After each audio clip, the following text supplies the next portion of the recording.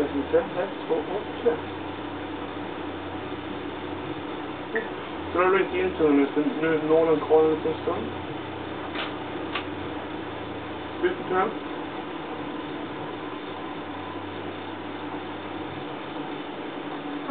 Ja, nu ska inte jag göra det. Nålen ligger där, kommer aldrig mer användas. Nu kan du ta upp ditt regelpapper om du vill. Du reglar lite. Så.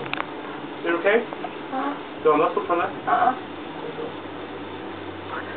Så nu är kulan på. Ut med tungan sista gång. Och så ska jag bara bråka. Så, okej. Så. Det var inte så farligt bra. Nej. Nej, du har ju varit med om värre, eller? Aha. Och så. Ja, det. Vad är de? Det var ju verkligen... Tången ligger där. Kommer jag sätta sig bakom hans slag. Okej. Allt det här andra tar jag stänger. Och vad du hade gjort som var värre, sa du? Nej.